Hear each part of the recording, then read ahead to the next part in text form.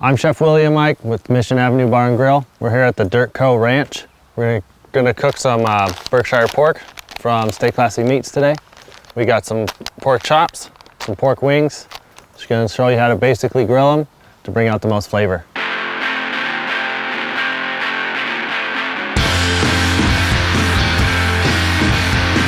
So a really cool thing about this Berkshire stuff is the fat content on it. Especially with these, you can actually see the marbling in it. It's really, really nice. Quality product too, you don't really have to do too much too. You don't really want to hide any of that natural flavor. So once we get these on the grill, we're just gonna give them a light bit of seasoning. I like sea salt. Kosher also works really good. Do both sides. Season from high up so you get even distribution. And we're gonna let them rest and let that salt kind of do a quick brine on it. Sometimes with some meats, especially when they're nice and evenly marbled like this, seasoning it a few hours ahead, so it almost does like a cure and this allows the salt to penetrate throughout the meat. So you have a more even seasoning. You can see it actually pulls some of the moisture out on both sides, and then it'll actually put it back in, and you'll get a better texture, more flavor doing it that way.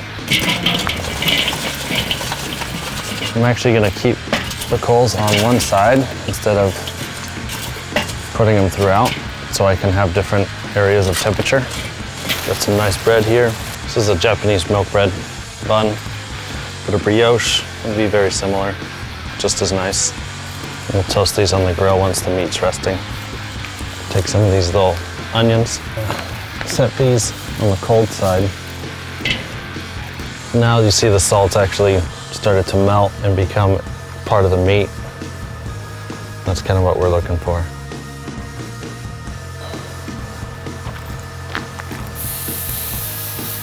We're gonna start on the hot side. Right now we're going over the coals, just to kind of mark it, and then we're actually gonna move them away from the coals and let them cook a little bit more slowly. So then we have an even cook all the way through. A lot easier, and it'll actually help render the fat out a little bit more as well without overcooking the meat. Turn it 90 degrees, just trying to get some nice grill marks on it. Turn these over here too, just gonna give them a little flip. They're still pretty raw, but that light temperature that's over here, like I can even hold my hand here, it's gonna help cook it evenly and slowly pull the juices out of the onion, kind of caramelize inside that skin. And then once they're actually cooked, we can pull that skin off and have this beautiful, almost compressed onion flavor without having to be too fancy about it and bring out special tools. We got some nice caramelization to the meat there. A little bit of char. Just gonna do the same thing on the other side. Just looking for my hot spots. We wanna put a nice crust on the outside. That way it seals all the juices for the inside. The less you turn the meat, like flipping it over, the more that'll actually help keep the meat juicy. The pork these days in the US is so well taken care of, even grocery store stuff, you can cook it medium rare. That way you don't lose a lot of the moisture that's in pork. A lot of people are scared to cook pork because it can get really dry and tough. But these days, pork's so well taken care of, you can actually cook it a lot less. At this point, we're just gonna check it. Started to caramelize the outside of the meat. We're gonna move them away.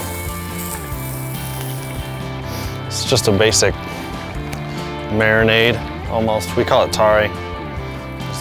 Ours is just a mixture of soy sauce, mirin, some sesame oil. Just really basic. Just help flavor the meat. Put the lid back on, and they'll slowly finish on that other side. Got these really nice shishitos from Girl and Doug Farms out of San Marcos. I'm gonna throw those on the grill, char them up, and then slice them. Gonna use a little bit of oil on them to help blister the skin. Tiny bit of salt. What we're looking for with the peppers too is just to get some char on that outside so they're not too overcooked. Just a little bit of blistering, you can see right there. These peppers cook real fast. 10-15 seconds each side should be fine. Bring our bread over. Let's add a nice toast. I'm gonna pull this pork off now. So you always want to let your meat rest. Almost the most important thing about grilling any meats, cooking any meats, is actually the resting period. Generally, you would rest it for about as long as you cooked it. So we cooked these for about 6-7 minutes. We're gonna let them rest 6 to 10 minutes. That way the moisture kind of goes back in, it finishes cooking throughout, and you have a better texture. If we cut into it right now, a lot of the juices are just gonna come out of the meat, so we don't want that to happen. We want to keep all of that juice and flavor inside the meat, especially with pork, because you're gonna lose a lot.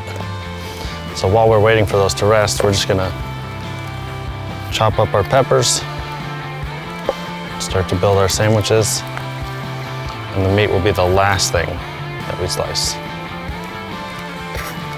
Pork and fruit always goes real well. Right now, stone fruit season. We got these really nice plums.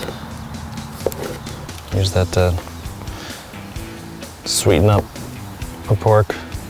Let's check our onions. They should be about there.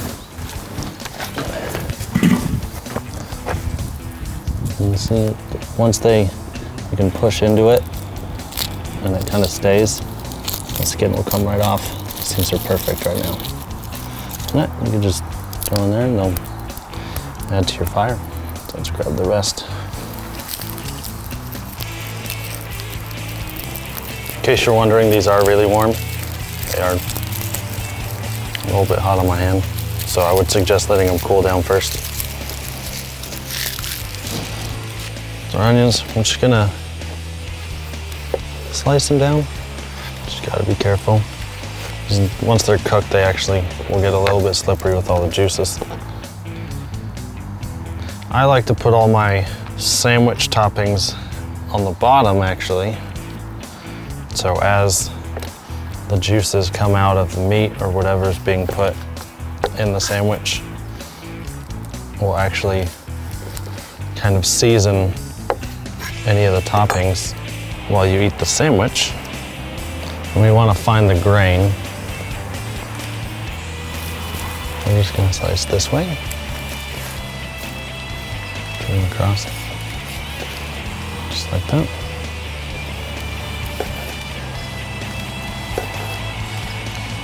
You get right in there.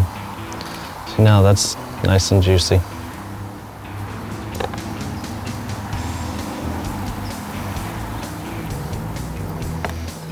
So you can see there's even a little bit of pink on this darker side of the meat, and that's totally fine.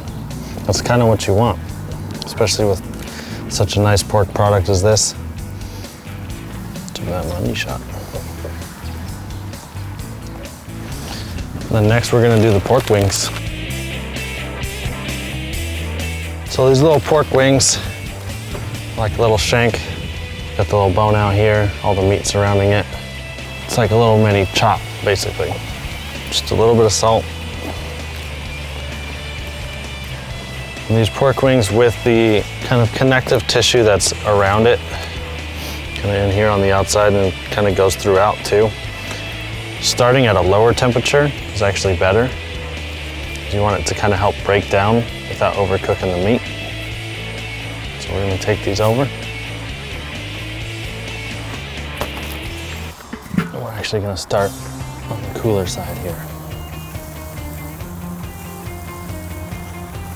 We're just gonna let those go for 10-15 minutes. So at this point, they haven't really cooked, but they're more set to take care of all that connective tissue. So now we can actually move them over to the heat side and let them start to finish up over here. Just gonna put the lid back on. So now we're actually gonna put the glaze on this side before we flip, so we can use it to caramelize. The lower temperature is gonna help break down all that tendon inside, so it's not so chewy and tough. Give these about 5 more minutes, and it should be good to go. Got some nice color on them. check. You're good to go. A little bit of glaze. You got these little fruits called kumquats, where the skin is actually more what you want to eat. So we're just gonna kind of squeeze them, get their juices on there, tear up the skins. The inside fruit is actually more bitter than the peels, but you can eat the whole thing. And we should let it rest, but let's just cut one open, just to get the look. See, really nice juicy meat. You got a nice smoke ring going on. Pork rings, one of the most underrated cuts of pork. Thanks for hanging out with us at the Dirt Co Ranch. Special thanks to Dirt Co and Stay Classy Meats. I'm Chef William Eick from Mission Avenue Bar and Grill. We'll see you guys next time.